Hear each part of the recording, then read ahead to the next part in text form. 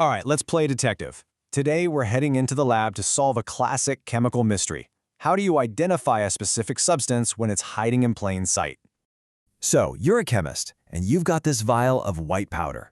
What is it? How do you even begin to figure it out? Well, it's all about running tests and looking for clues. And today, we're hunting for one very specific chemical suspect.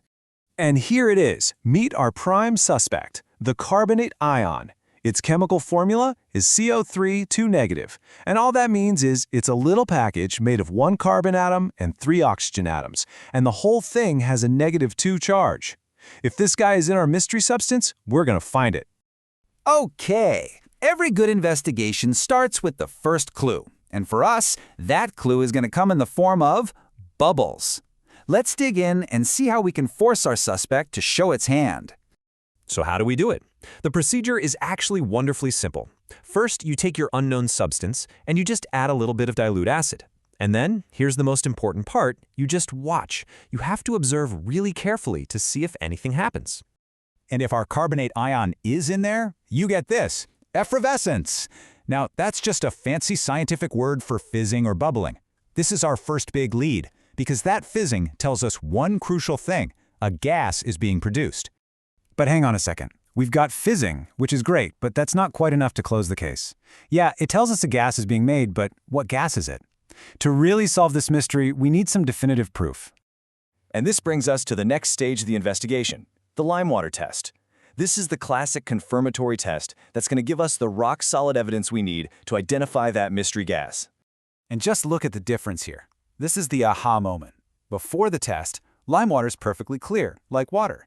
But when we bubble that gas from our fizzing reaction through it, bam! Look at the after picture. The solution turns all cloudy and milky. That right there, that's our smoking gun. So what does that cloudy result mean? Well, it means the culprit is confirmed. The gas is, without a doubt, carbon dioxide, or CO₂. Why? Because CO₂ is the only gas that will turn lime water cloudy like this. And if we made CO₂, that proves our original mystery substance must have contained carbonate ions. Case closed. So we've solved the what, but now let's talk about the why. Let's peel back the curtain and look at the actual chemical reactions that made all of this possible. Okay, so here's what was happening in that first test tube. Our carbonate ion, the CO₃², was just sitting there. Then we added the acid, which contains hydrogen ions, the H+. When they met, they reacted to produce a little water, H2O, and our star player, carbon dioxide gas, CO₂. That's where all those bubbles came from. And men, for the second part, that CO₂ gas travels over and bubbles into the lime water, which is a solution of calcium hydroxide, or CaOH2. They react and form more water, and this stuff right here, calcium carbonate, CaCO3. See that little S in the parentheses? That means it's a solid. It's a fine white powder that doesn't dissolve, and that's exactly what makes the lime water turn cloudy. All right, you've totally got the science down. But now, let me give you a little pro tip, something an examiner would be looking for. This is a tiny detail that could make all the difference between a perfect result and a failed experiment. And the tip is all about one thing, speed. As soon as that fizzing starts, you have to connect the delivery tube to the limewater test tube super quickly. Why? Because that carbon dioxide gas is your evidence. If you're too slow, it'll just escape into the air. And if it never makes it to the limewater, you'll get no reaction. Speed is absolutely critical. So let's just boil it all down.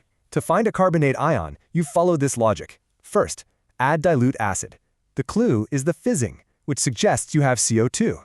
Second, you get your confirmation by bubbling that gas through lime water.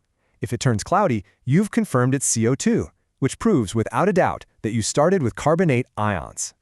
So, we've cracked the case of the carbonate ion, but think about this for a second. Now that you understand this logic, a simple test for a clue and a second test for confirmation, what other chemical mysteries out there do you think you could solve with a similar approach?